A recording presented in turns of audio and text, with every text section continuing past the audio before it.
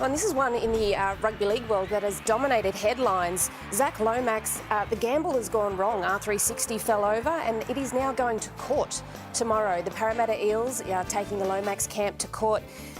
This is going to be a really interesting one to keep an eye on, because if it does go down the legal route and is judged on by the judge over this period of time, that could have huge ramifications on how contracts are made, how they're enforced, the viability of all of that, restraint of trade, everything is going to be tested throughout court. It's starting this week. It is going to be a really big one, and I know the Eels held a little bit of a town square and the other day with their fans, and Matt Beach got up, spoke his piece, said obviously he can't speak too much about it because it is in front of the courts.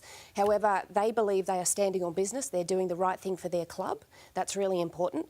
And then if you look at the flip side of it, from Zac Lomax, he potentially can't be playing football until 2028 in the NRL. So there is going to be huge ramifications however way this turns out.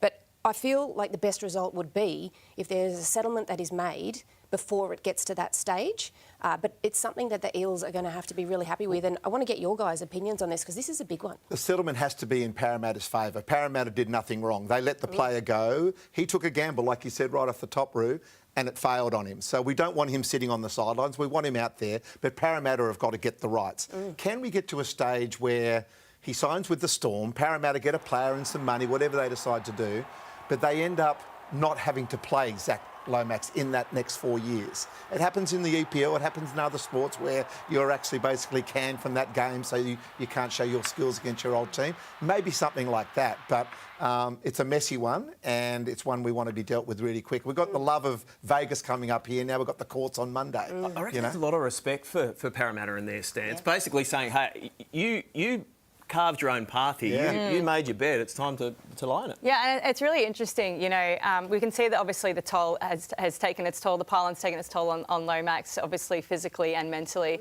But it shouldn't really change the decision in what the Eels do here. The wrong thing was done by them, and you know, Zac Lomax did the right thing in terms of asking for an early release on the basis that he would be leaving the NRL entirely. Yeah. And when that R360 dream, you know, caved in, he tried to walk back into the competition as if those, those decisions that were made by Parramatta were never made in the first place. And that's not how professional sport works. And I understand why the fans would be angry about this, because what we've really seen here is a player who wants all of the freedom and none of the accountability. And he really needs to take the accountability for this, I think.